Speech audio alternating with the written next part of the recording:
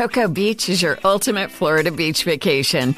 Pack your bags and open your mind. Adventure is calling from Orlando's closest beach. Cocoa Beach is Florida's secret gem that's got it all. It's the budget-friendly, retro-cool destination that families and surfers adore. Come soak up the sun and ride the East Coast's most famous waves. Start planning your one-of-a-kind getaway now at visitspacecoast.com. That's visitspacecoast.com.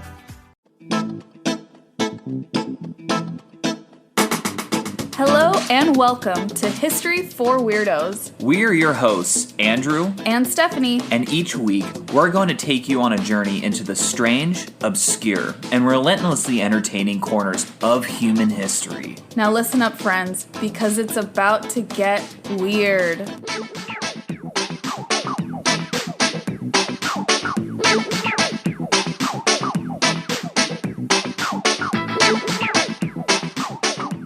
Welcome to episode number 72 of History for Weirdos. Welcome back, weirdos. We're glad to have you here. And for those listening on the day this comes out, happy Martin Luther King Day in the United States. Yes, quite a prolific man. Very, very important to American history. Absolutely. I actually wanted to share a quick MLK quote. He's often quoted all the time, like we see it all the time, but this is one I hadn't heard until today. So I wanted to share a quote just to honor Martin Luther King. The quote is, "It's a cruel jest to say to a bootless man that he ought to lift himself by his own bootstraps." Wow, I feel like that really speaks to our entire generation, honestly. Yeah, I think that's such a succinct way of identifying the big issues with this fake concept of you just need to work harder. Yeah, because it's not true. Speaking from someone who works absurdly hard at their job, it helps, but not as much as you'd think. Yeah, so I think that's a very timeless quote, and I wanted to share that with you all.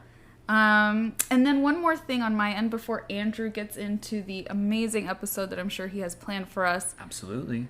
I wanted to recommend something that is not new. I know what you're going to say. Any stretch of the imagination, but I recently read Agatha Christie's And Then There Were None, and it is so good. It's definitely keeps up with modern audiences. Like, it's very engaging and entertaining, even though I think it came out in 1939.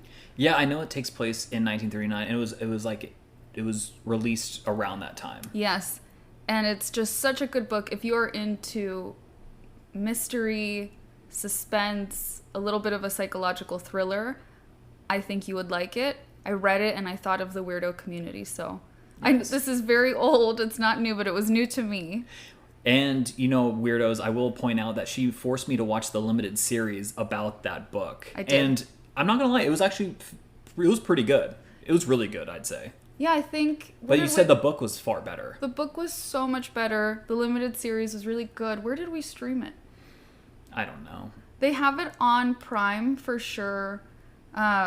But I think we streamed it on Acorn or something. Yes, I believe we did, yeah. And it is just 3 or 4 episodes. Mm-hmm. And it's a very well done adaptation, and still, it doesn't compare with Agatha Christie's writing. So I highly recommend it, weirdos. I think you'd like it. Absolutely. Okay.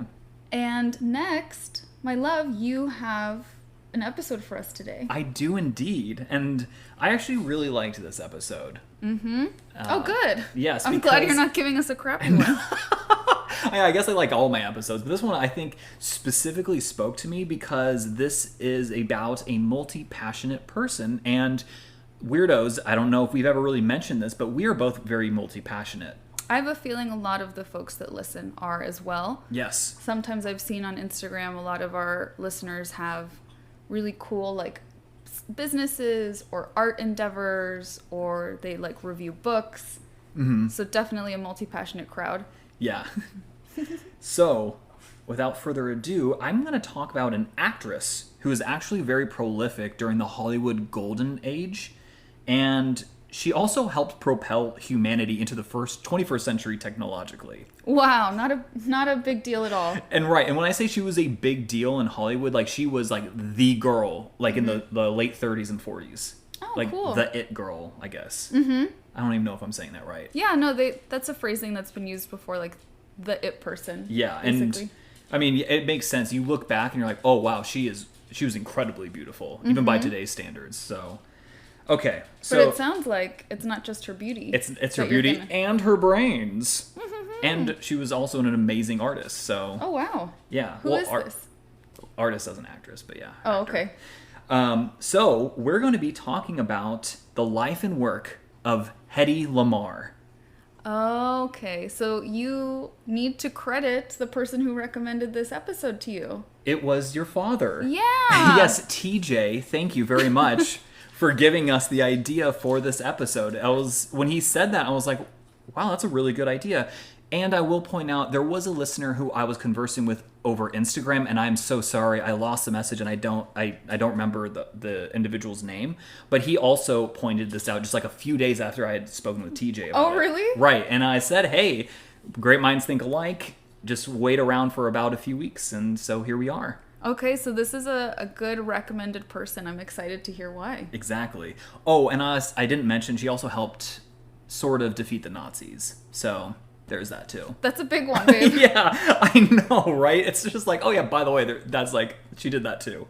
Okay, let's get into it. So she was born on November 9th, 1914, and Hedy is actually a nickname for her full first name. Okay, what's her name? Any guesses? For Hedy? Hedy, Hedy.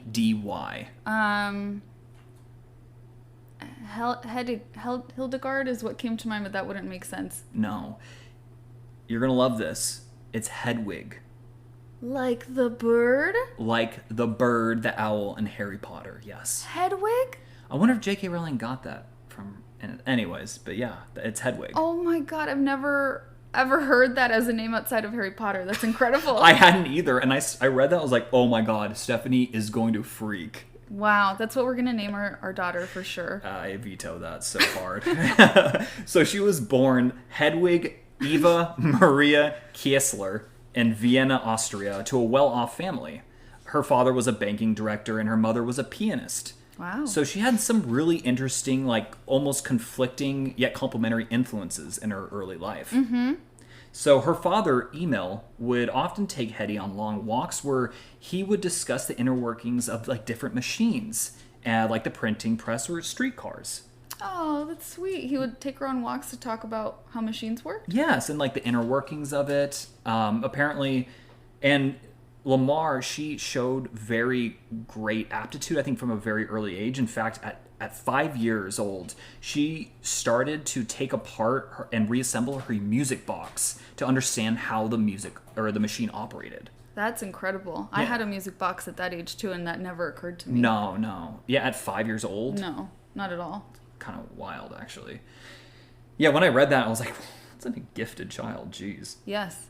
And meanwhile, her mother, Trudy, or Trude, it's Trude, she would guide her in the arts, being that she was a concert pianist. She enrolled Hedy actually in piano lessons and in ballet at an early age. Nice. Yeah, and we do know that at some point in her youth, she became obsessed with theater and film. It was a brand new kind of industry, and it was the new frontier for art. So kind of cool. Well, not theater, obviously, I've been around for thousands of years, but film.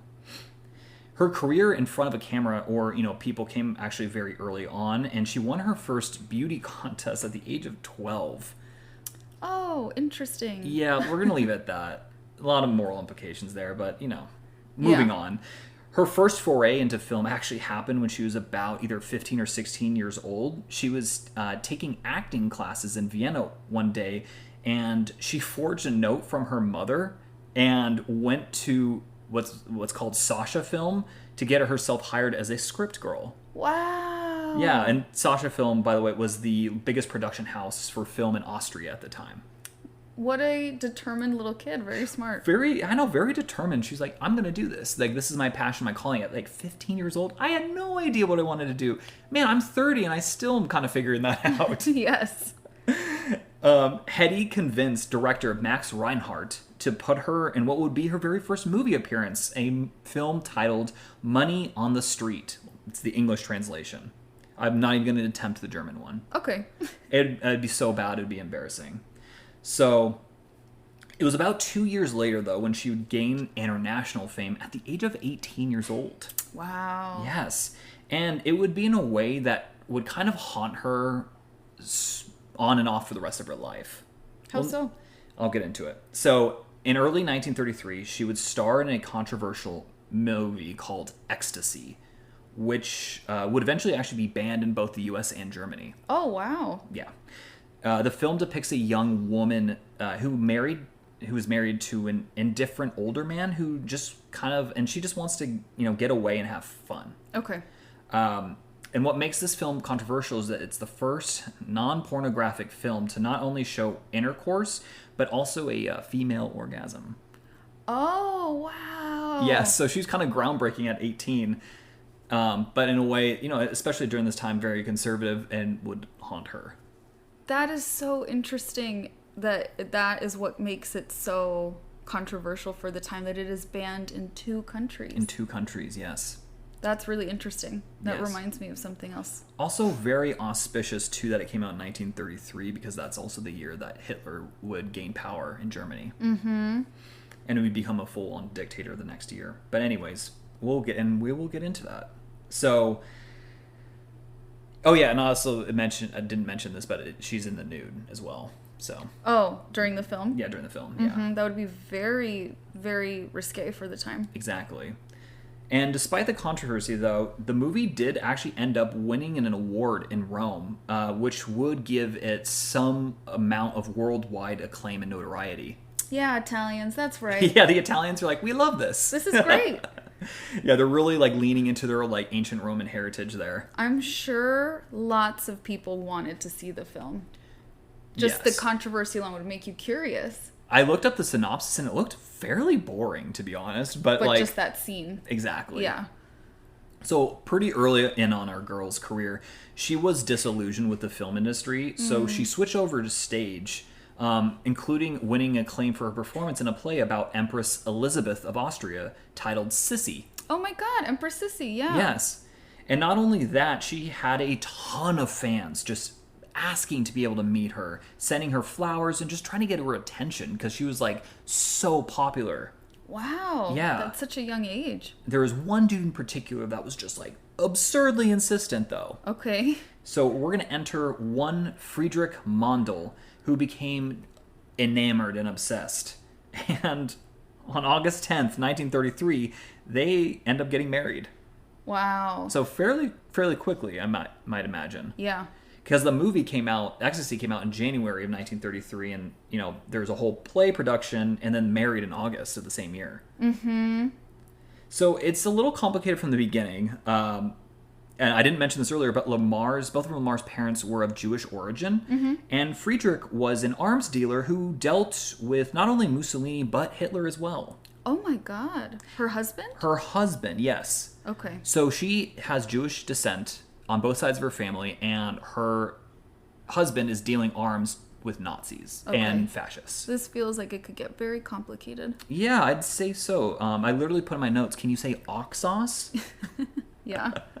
And also kind of ironic, given that, she was 2 months shy of her 19th birthday, and he was 33 at the time of getting married, which is eerily similar to the plot of Ecstasy. Yeah. Yeah.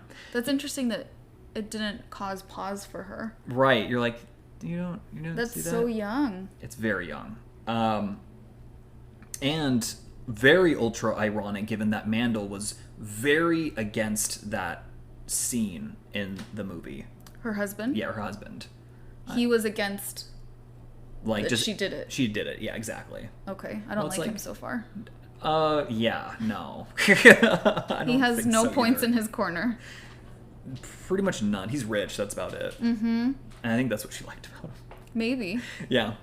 I mean, I think he was also very suave, right? But regardless, anyways, the marriage was not very good.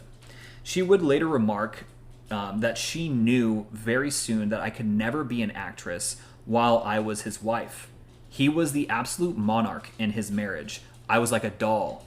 I was like a thing, some object of art which had to be guarded and imprisoned, having no mind, no life of its own. I think it was really interesting, too, that she mentioned his marriage, not our marriage. Yeah. I would never, unless like, I don't know. I can't ever really talk about like my marriage. I would have to say our marriage. Mm-hmm. It's very strange. Anyways, she was more or less a trophy wife for Mandel, and that just wasn't going to cut it for our girl. Yeah, that's interesting because I told you I recently was reading an interview. I think it's in Vogue or Vanity Fair, one of those two, with Mia Farrow. Oh, okay. And I didn't realize that she had married Frank Sinatra, I think it was, when she was 19 and he was in his 30s. Eesh. And she made a similar comment of just, she said it was almost like he was her father, like very controlling, always told her what to do, what to wear, when she could go out, when she could not go out. It's just sad because obviously at the time people didn't really pause to think about a 19-year-old girl marrying a 33-year-old man. Right. But that maturity difference, the life experience difference, it really makes there be a power imbalance in the marriage. Absolutely. I'm glad she got out of it. Yeah, she did. This marriage, though, I will say, wasn't a complete loss for her, as she would be included in dinner conversations regarding weaponry and wartime strategy. Oh my gosh, right, because he's an arms dealer. Yes, and these conversations were held with shady characters, including literal fascists and Nazis. So, Wow. probably not the most comfortable, but very informative. Yes. And that would help later on, and we will get to that when we get to it. But yeah, just note, listeners and our weirdos, that these conversations and understanding of tech would be used against the Axis in World War II, which is ironic. So many layers of irony here. Mm-hmm. So they're married for 4 years. After that, Hedy was just done. She was done with this. She heads over to London to separate herself from her husband and country. Good. Yeah. Or for the husband, at least, yeah. And what her country's dealing with, actually. So, yes, very good. Exactly. And I found 2 accounts of how she basically ran away. That's what she did. She wasn't like, I want a divorce, and then she did this. She was like, she'd gone in the middle of the night. She fled. She fled, exactly. So there's 2 accounts. The first one it's the more mainstream one, is that she actually dressed up as a maid like after a dinner party, I think, and just bounced. And just kind of like incognito and played in daylight, just like, headed straight to London. Right, because people, especially back then, don't look at the service staff. Right, exactly. And then another account, which isn't as widely well spread, is that she was wearing all of her jewelry to a dinner party and then just straight up bounced like right after it as well. And then, like, ostensibly, I think a lot of the jewelry had a lot of money, or it was worth a lot. And so she could, like, sell it, and then that's how she financed her life to get to London. Okay. So her luck, though, would change almost immediately after arriving in London. She met Louis B. Mayer of MGM, so a.k.a. Metro-Goldwyn-Mayer Pictures. Wow. So, yeah, literally one of the name of MGM, who was in Europe at the time to scout talent. Mm-hmm. And he initially offered her a contract of $125 a week, but she declined, and he upped it eventually to $500.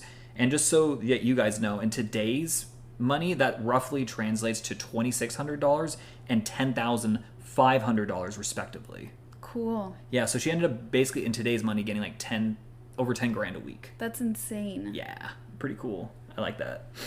Anyways, at the suggestion of Mayer's wife, she adopted the stage name Lamarr to not only distance herself from the movie Ecstasy, but also to honor a silent era film actress, Barbara Lamarr, whom Mayer's wife actually really admired. Okay. Yeah, so that's how she got the name Lamarr, even though she wasn't born with it. She rebranded.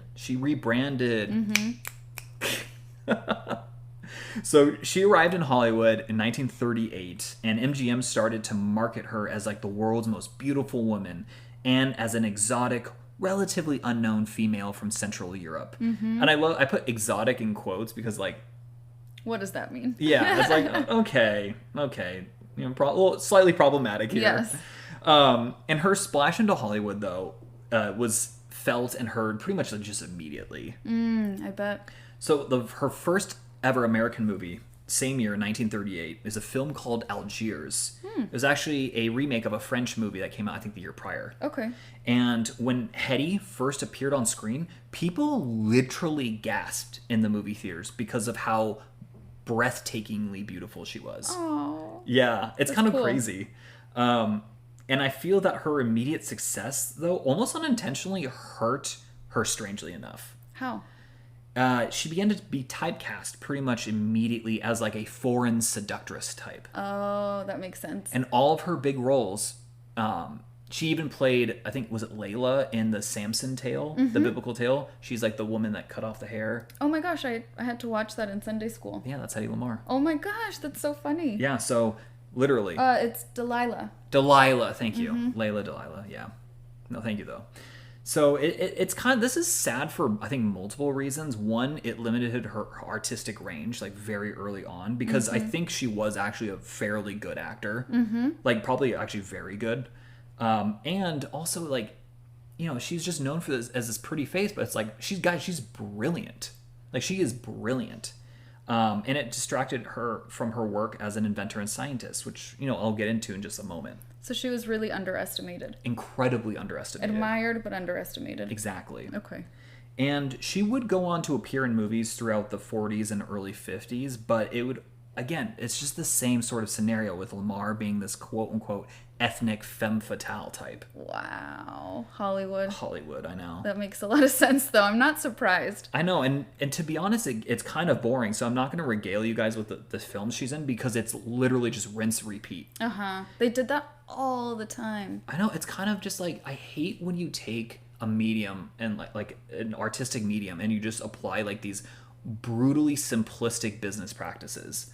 Like, I'm I literally, my day job's in like corporate strategy, right? But like, art is different. It needs to be different. Yeah, that's the point. And they just kind of, they're like, oh, we know this works well. We know this formula works well. We're just doing the same thing. And It's it's like just today with the Marvel movies. Marvel movies, Yeah. exactly what I was thinking. You know, and to be completely honest, I loved the Marvel movies early on, and then now I think everyone's getting to the point where it's like, Or how they keep doing remakes of things. Or Right. they'll make something a trilogy when, like, the first film really could be a standalone film. exactly. Yeah. And that's kind of what happened with her, unfortunately. She would remark, and this is actually a pretty funny quote, any girl can be glamorous. All you have to do is stand still and look stupid. Yep. That definitely speaks to what they wanted from her. Yeah, and I just thought, like, wow, she was so intuitive. Mm-hmm. Really, the more I researched her, the more I admired her. At the very end, we'll get into some of the controversy around her. Okay. And there is some, but overall, I think I definitely admire her. And given her circumstances, I think some of it is... Anyways, we'll get into it. I don't want to go down that rabbit hole yet. So, at this time, to be honest with you guys, I think she sounded very depressed. At what time? Like you know, around this time, like the early 40s. Okay. Like, because like after she'd been typecast and everything, she would often remark that she felt very lonely and homesick. She would avoid crowds at all costs. In fact, she would wonder why fans would even want her autograph. She was just puzzled by that. Interesting. Like, she didn't think... I think reading into it, she didn't feel like she was worthy of it. She had a lot of self-doubt, despite being, you know, a beautiful and woman and a literal genius. And now we're going to switch gears a little bit and pivot to her essentially just being really smart. So, being a genius... Howard Hughes literally described her as one. In either late 1938, 1939, they actually briefly dated, but remained friends. Hughes admired Lamarr not only for her beauty, like any straight male would, right? But he was also very interested in her intellect and admired her for it. Hughes would take her to airplane factories where she could see airplanes being built, and even allowed her to speak with the engineers on how they did it. And Lamarr actually made a suggestion to Hughes after she did her own research on how to improve upon his existing design to make them faster so that he could sell them to like the U.S., just the U.S. Armed Forces, I guess. I was going to say the Air Force. The Air Force didn't exist yet. Which Hughes actually took her advice and turned to her like after he heard it and said, wow, you're a genius. Suffice it to say, she was very smart. Yeah, I mean... I can't imagine. Obviously, from what you've shared so far, she didn't have any formal education in engineering. No, none. And for her to make suggestions on how to improve, that's insane.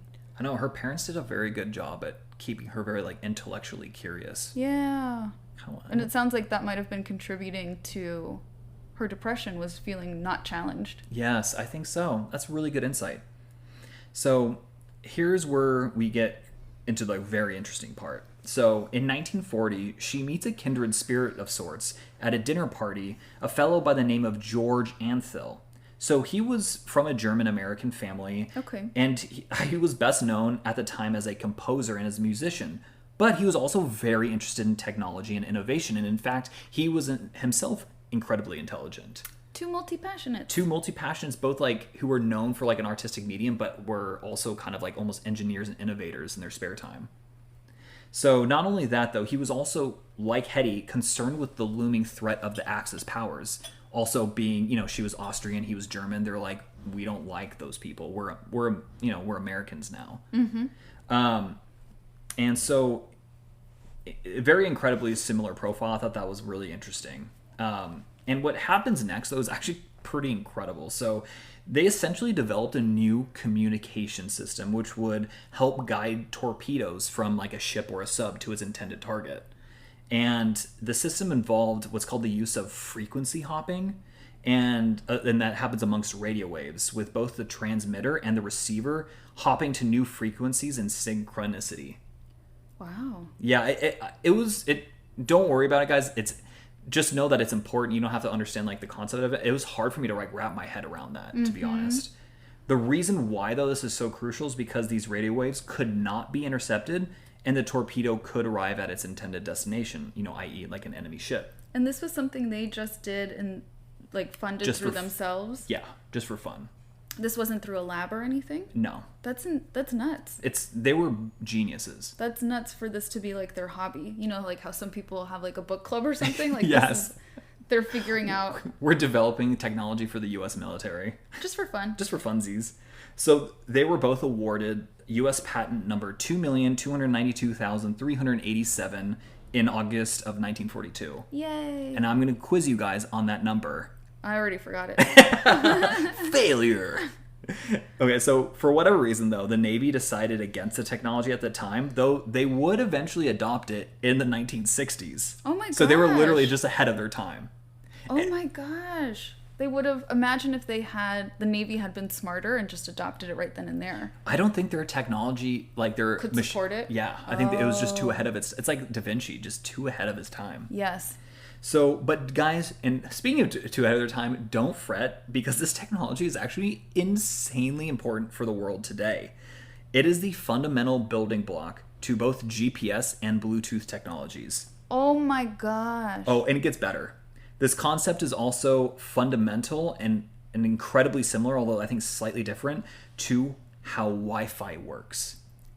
Oh my god, imagine what those two could have done today, or just a little bit in the future, even in the 60s. Yes. That's nuts. Yes. How is this your hobby? I don't know. I don't know how Wi-Fi works. I just know how Bluetooth works. I just know it works, and that's all I need to know. I just know I need to pair my devices. Yeah, exactly. And I'm not even good at that. Sometimes I need help.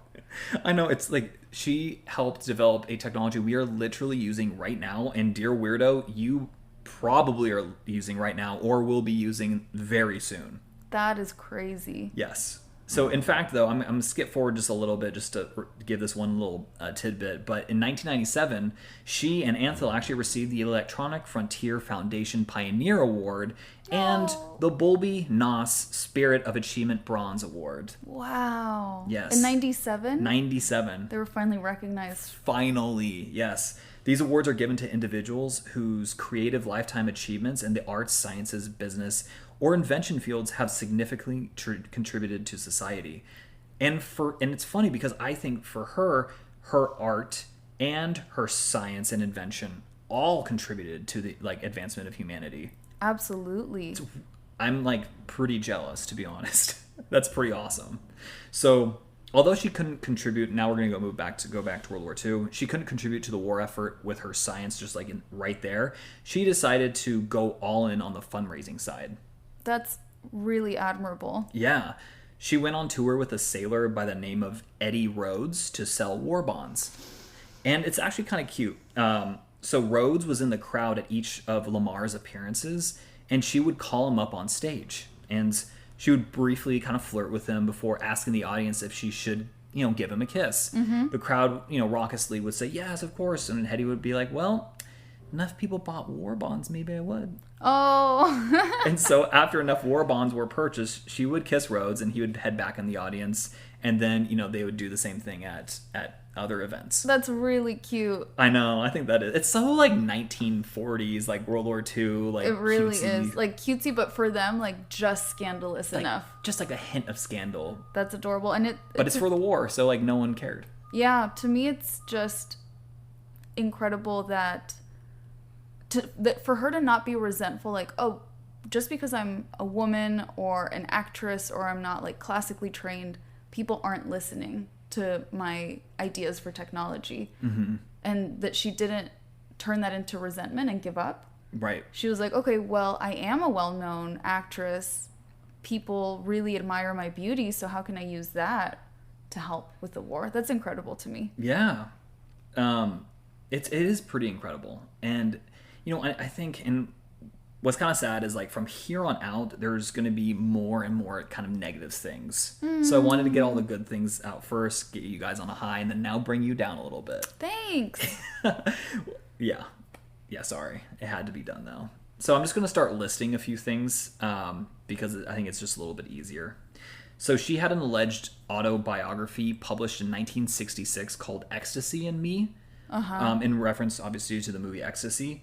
However, interestingly enough, she denied that she wrote it and even later sued the publisher, stating that many details were actually fabricated by the ghostwriter. Wow. Ew.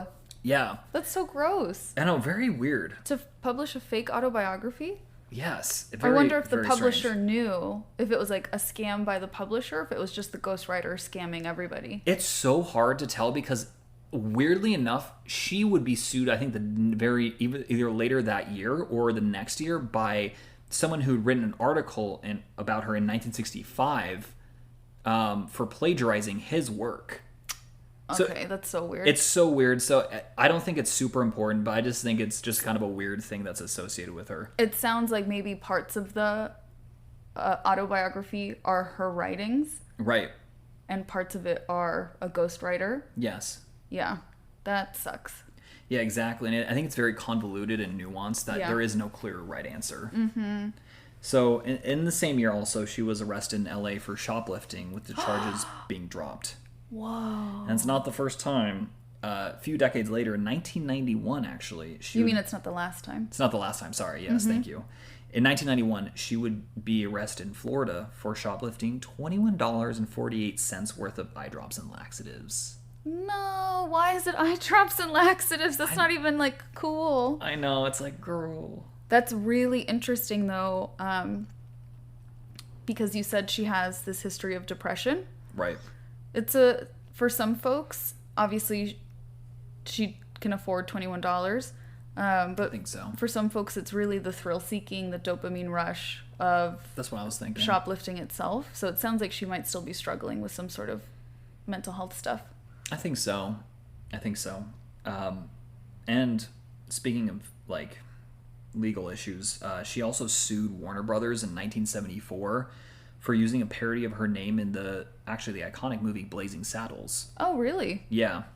I think they used the name, like, Hedy Lamarr. Like, they were very clearly trying to reference her. Right. Without having to, like, credit her. Exactly, yeah.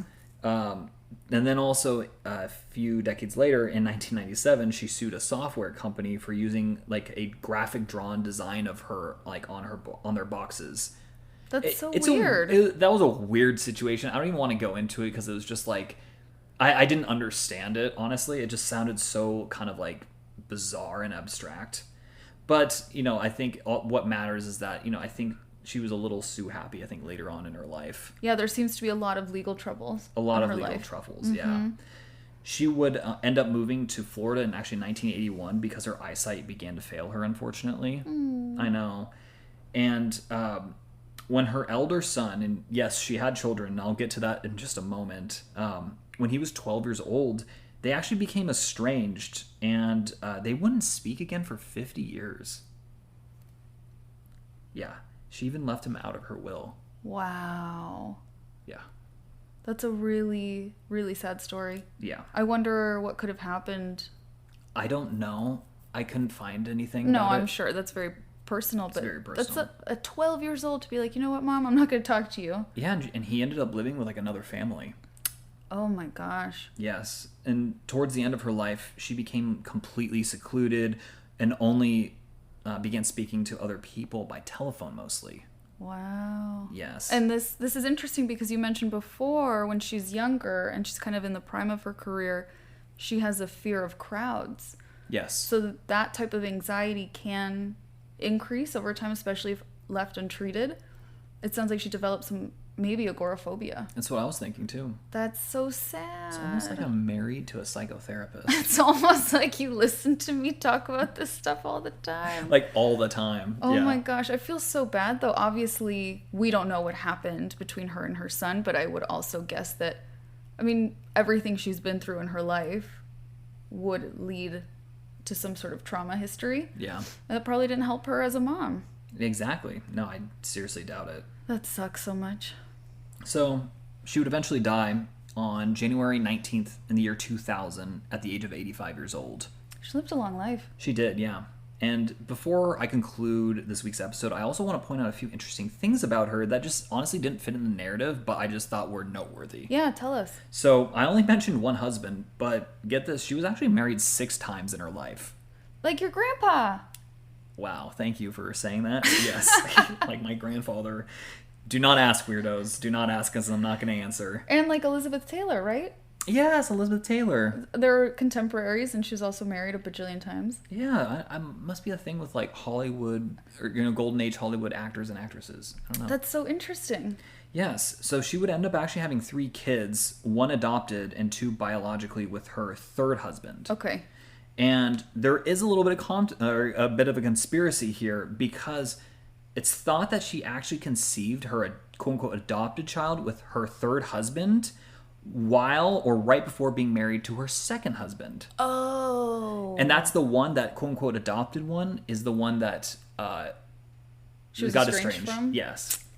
Yeah. Okay. I could see that. I could definitely see that. And especially back then, quote-unquote conspiracies back then often tended to have a lot more truth than the ones today. This is so interesting. You know, and I don't know if this came up in your research or if you're about to tell us, but her life sounds extremely similar to the book The 7 Husbands of Evelyn Hugo. Yes, I was just about to mention that. Yeah. Really? Yes. It sounds, I mean, so do a couple other actresses like Rita Hayworth. Her life story also reminds me a little bit of 7 Husbands of Evelyn Hugo, but this one a ton. I wonder if this is who inspired it. Right, I wonder, because like every marriage only lasted like a few years typically. Same with Evelyn Hugo. Yeah. Sometimes like as little as like 1 year. Yeah. And it's like, oh man, that's crazy. That's so interesting. And even the like issues with like the kids scandals and stuff like that. If you haven't read The 7 Husbands of Evelyn Hugo, it's a very good read. Okay. It's really interesting. It's the woman is telling the story of her life as like this big bombshell. Oh, this is the part that reminded me the most of it. The controversy with the film Ecstasy. Yes, really? There's almost an exact situation like that in the book. I wonder, she must have at least played a part of like the inspiration of Evelyn Hugo. Yes, because Evelyn Hugo, this is not a big spoiler, she's not Central European. She is American of Cuban descent, but she's white passing, and that's how she's able to, she changes her name and she dyes her hair blonde, and that's how she's able to make it big in Hollywood, and she also gets typecast. As like a foreign seductress. Not a foreign. They really wanted to play her up as an all-American girl. Oh, okay. She gets typecast as like a bombshell. Okay. So like a Marilyn really, Monroe. yeah, like Marilyn Monroe. Really similar, and it's always interesting to me to look into Hollywood history because it's just so icky. It's really icky. There's no better word for it. It's so gilded. Like there is so many. Like you look at like some of the artwork that just came from there is incredible, right? The films and mainly films like are just so good. Mm-hmm. But then you just hear about these stories and like, ugh. Yes, like why was it so skeezy? Why were the studios so controlling and corrupt? Yeah, it's because I think it was in the 60s or 70s, there was a big legal battle and the studios got cut up. Antitrust lawsuits. Oh, yeah, you're right. Really interesting stuff, actually, but I'm not going to go down that rabbit hole. That should be like my tagline, not going to go down that rabbit hole. I'm going to make you a shirt. Yeah. Oh, let us know if that's a good merch idea, guys. If you guys think of any good merch ideas, let us know. Yeah. Okay, a couple more bullet points, too, because I think they're super interesting. She invented a type of fluorescent dog collar. What? Yes. Also, she proposed modifications to the Concorde supersonic jet at the time. Oh my god! Yes. Just for fun? Just for fun, and a new type of stoplight that was never implemented. I don't think either of these three things were implemented, but like she came up with the idea. I bet these things were not even taken under consideration. To be honest, a Hollywood actress sent in these suggestions. I bet the guys laughed. Right? Exactly.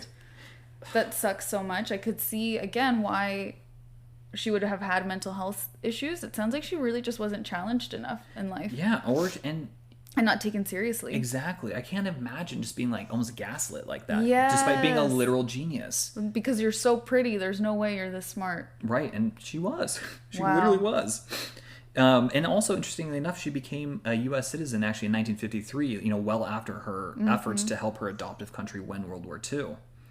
And lastly, our girl was adopted into the National Inventors Hall of Fame for the development of her frequency hopping technology in 2014. That's amazing. Yeah. That's so recent. She, at least, even though it was posthumously, she was, recognized as, an amazing inventor. Yes. And she's oftentimes, actually, given the moniker the mother of Wi-Fi.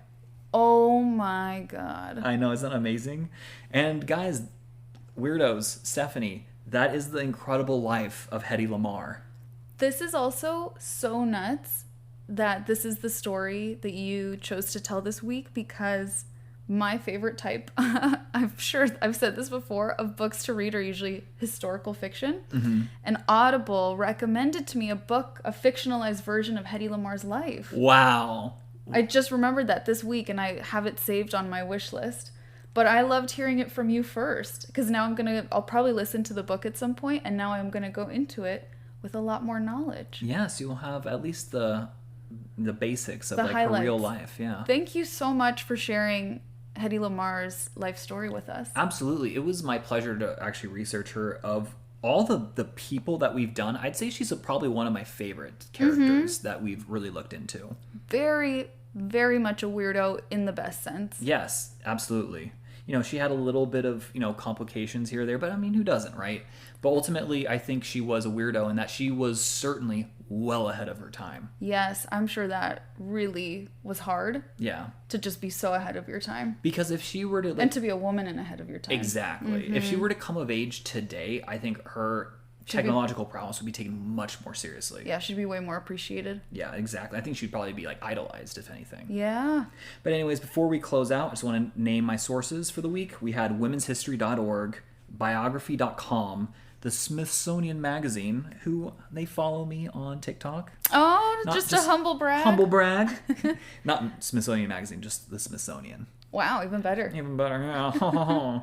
The New York Times, The New Scientist, and, of course, our favorite Wikipedia. Thank you so much for sharing this. And thank you, weirdos, for listening to another episode of our podcast. Please be sure to follow us on Instagram, if you don't already, @HistoryForWeirdos. As always, I'm going to ask you to rate, review, and subscribe. You all have helped the podcast grow so much. Please continue to do so. Please continue to do so. And if you haven't already, you can find our article that was in Shout Out LA. Thank you.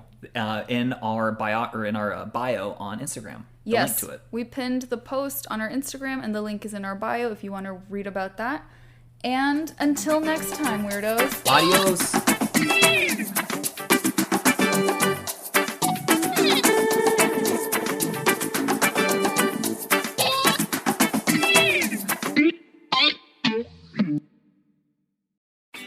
Cocoa Beach is your ultimate Florida beach vacation.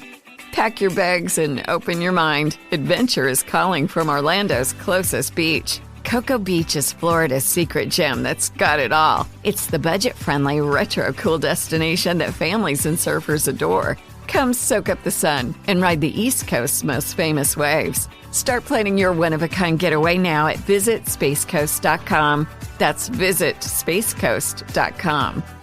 We all know a guy who only occasionally shaves for big occasions, and it's because that occasional shave really hurts. It's the time of year for big occasions, and yet there he is, suffering with that cheap drugstore razor. Let's help him out. Henson Shaving's line of razors, built with aerospace precision, deliver a smooth shave your dad, brother, and even son can enjoy, eventually. With replacement blades just 10 cents each, you'll buy it once, and they'll use it for life. How's that for the perfect gift? Celebrate with 100 free blades on your first purchase, and no subscription headaches. HensonShaving.com/holiday.